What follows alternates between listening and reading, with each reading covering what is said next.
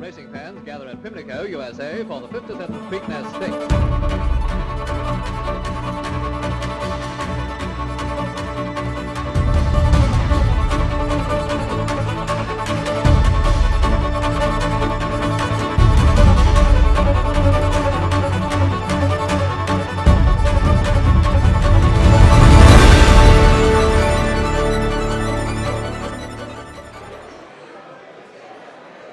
Good afternoon, everybody. I'd like to welcome everybody not only here but watching on our YouTube stream, as this is the post-position draw for the 151st Preakness presented by My Racehorse.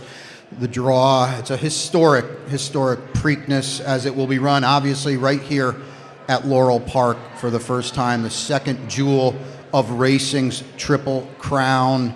And it's a huge weekend of racing here in Maryland. And right here at Laurel Park, 14 stakes on the combined 2 days, 3 graded stakes on Friday, highlighted by the Black-Eyed Susan and the Pimlico Special, and of course the big day on Saturday, 8 stakes, graded stakes with the Gallarette, the Maryland Sprint, and the Dinner Party. 14 horses entered this year's Preakness Stakes, $2 million on the line.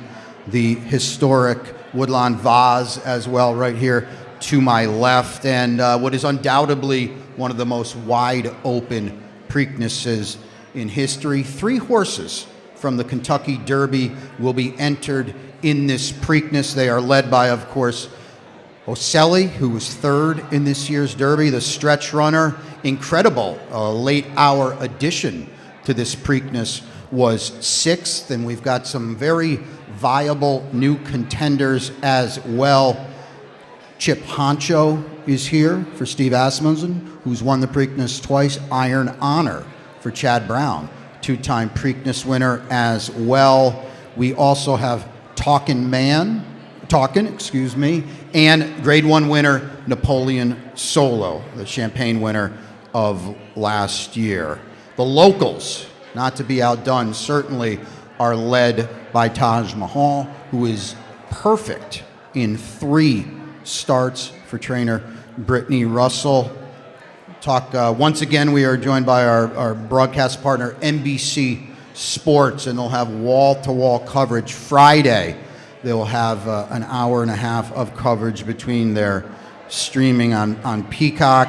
That will have the Black-Eyed Susan, the Grade 2, along with the Grade 3 Pimlico Special. And then on Preakness Day 151, from 1 to 4 o'clock on Peacock and NBC Sports Network, and then from 4 to 7:30 on NBC, along with Peacock, their streaming service.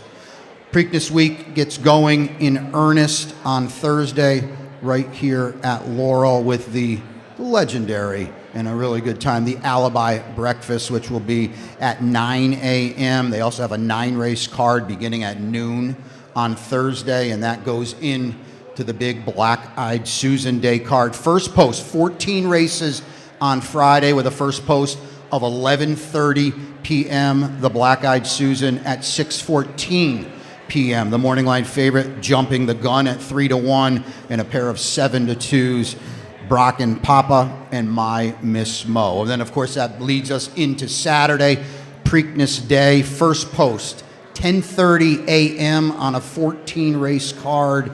And the post for the Preakness 151, will go at 7:01 p.m. So just a little bit more before we get to the draw. First, I want to bring up Mike Rogers, the Executive Vice President of First Racing, to kind of give a little bit of an overview of the day on Saturday. Mike? Thank you. Thank you, Brian. Good afternoon, everyone. I just want to start with a quick story. You know, last year, I was standing in the grandstand at Pimlico. It was early in the morning. There was no crowds around. It was just just the sounds of horses training. And I remember thinking, this place has seen everything. Greatness, heartbreak, history being made in a matter of seconds. From Secretariat to Affirmed and Alidar, Sunday silence and easy goer, and of course last year journalism. This race has a way of staying with you. And in the moment, it really hit me. We're not owners of this race, we're just stewards of it. For a brief moment in time, we're entrusted to take care of something much bigger than ourselves. And today, that means a little bit more to me personally. This will be the final Preakness for me in First Racing as stewards of this incredible event. I can say without hesitation, it has been one of the greatest honors of my career. These races, these people, this place, it has a way of leaving a mark on you. To have played a small role in carrying that tradition forward that dates back to 1873, to have worked alongside so many passionate people, to help bring this race to life year after year is something that I'll never forget. But we all know the strength of the Preakness has always been its ability to endure. And now we proudly pass on that responsibility to the new Jockey Club, a group that is deeply committed to the future of racing in this state and to honoring the legacy of this race. The next chapter, with the new Pimlico being built now, is incredibly exciting. I know the Preakness will continue to survive for generations to come. To the owners, trainers, and jockeys, thank you for bringing the best to this stage. To our fans and partners, thank you for your unwavering support. And the entire Maryland Jockey Club team, the First Racing team, past and present, thank you for all your dedication, your pride, and your belief in what this race represents. Today, we celebrate that legacy and we take another step forward. We have a tremendous field of 14 horses and an unforgettable race ahead. So with that, the stage is set. Let's see how this new story unfolds. Let's draw the field for the 151st running of the Preakness Stakes. Thank you.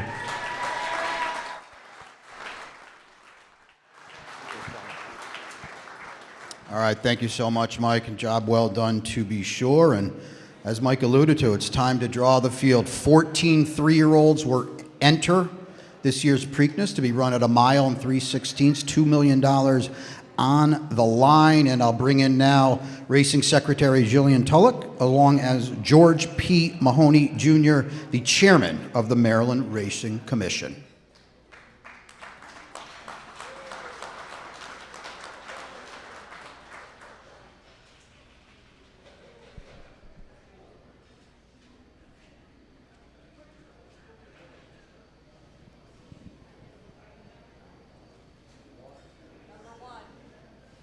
Post position number 1 will be Taj Mahal, 3 for 3 lifetime for Brittany Russell.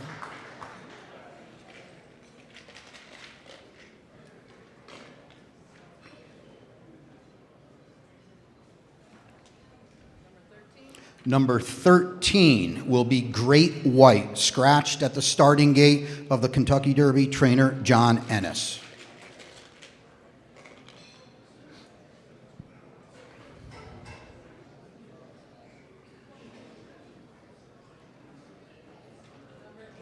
Number 8 will be Bull by the Horns, the winner of the Rushaway Stakes for Safi Joseph Jr., ridden by Micah Husbands.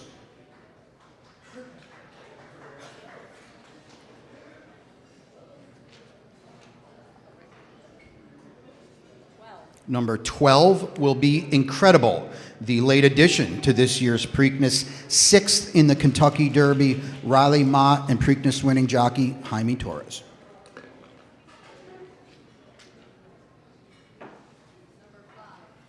Number 5 is Talkin' for trainer Danny Gargan Irad Ortiz Jr. in the irons.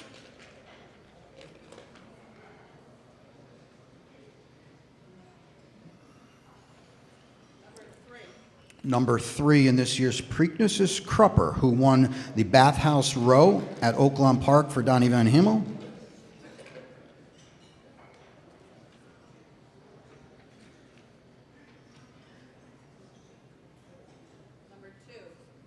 Number 2 is O'Selly, the aforementioned 3rd as a maiden in the Kentucky Derby, trainer Whit Beckman, jockey Tyler Gaffleone, who won the 2019 Preakness on War of Will.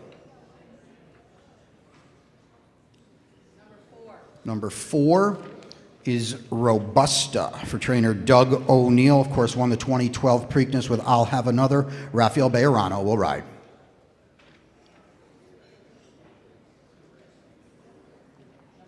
Number 9 is Iron Honor for two-time Preakness winning trainer Chad Brown. Flavian Pratt aboard 2021 Preakness winner Rombauer.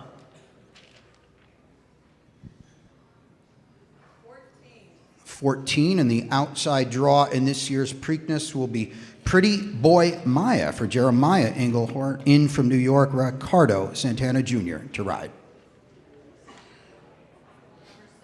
Number 7 is The Hell We Did. Todd Fincher trainer. Luis Saez will ride.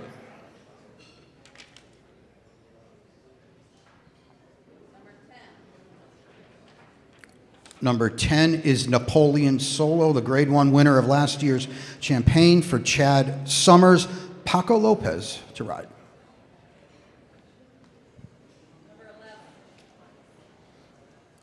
Number 11, Corona de Oro, trainer Dallas Stewart. John Velasquez, the 2023 Preakness winner aboard National Treasure, the Hall of Famer in the irons.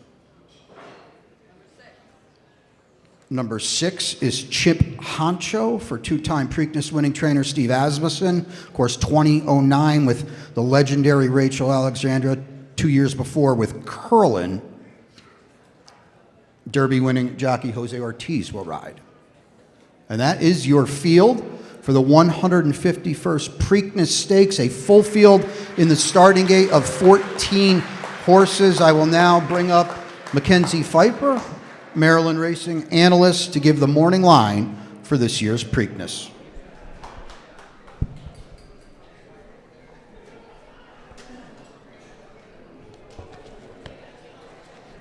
Thank you, Brian. The number 1, Taj Mahal, our hometown hero, coming out for Brittany Russell, is 5-1 on this Saturday's Preakness. The number 2, we have Oselli for Whit Beckman, a proven maiden, if ever there were such a thing. 6-1 for Whit Beckman and Tyler Gaffleone.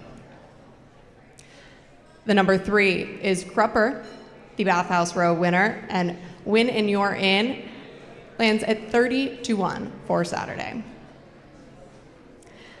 The number 4, Robusta, plenty of speed here for Doug O'Neill, 30-1 for Robusta.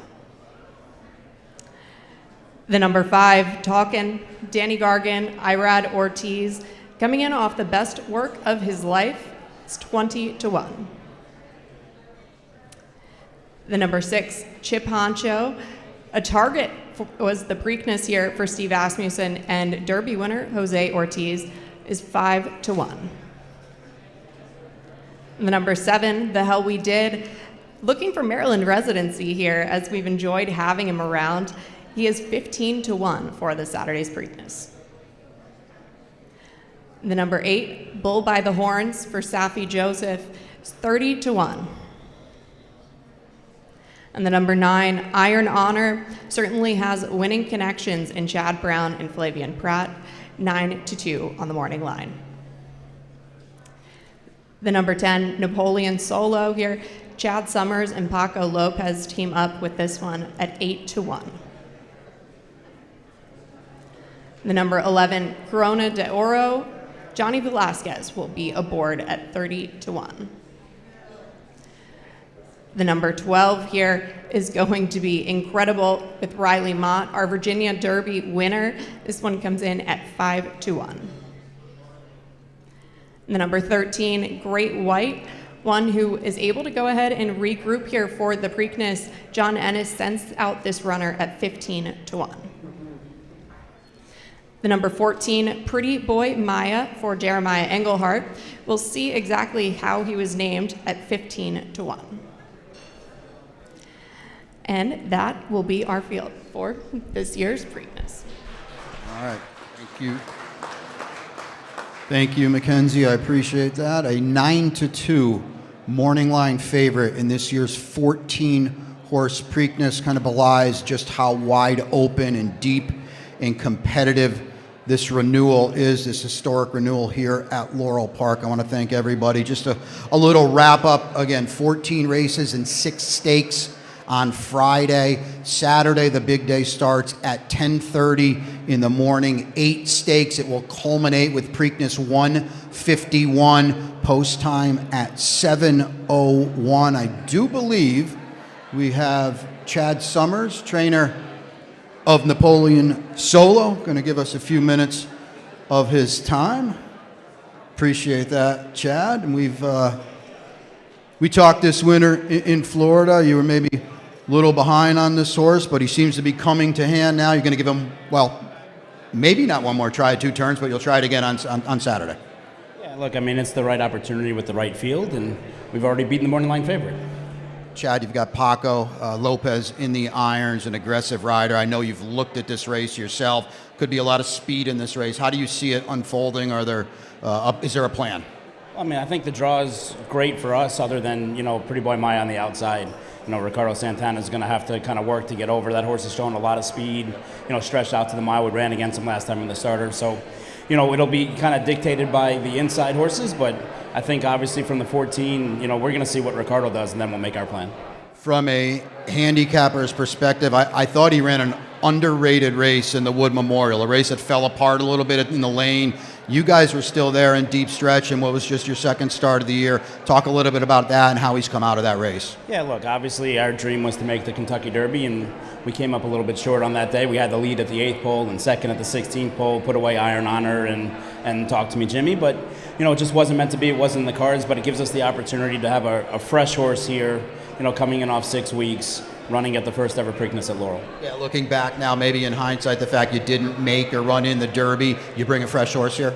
Yeah, no, he's been showing himself all the time. Since the Wood, every work has just been better and better and better, and he really looks like he's happy over here. I appreciate it, Chad. Best of luck on Saturday, too. Thanks. Thank you, everybody. Enjoy Saturday's 151st Preakness.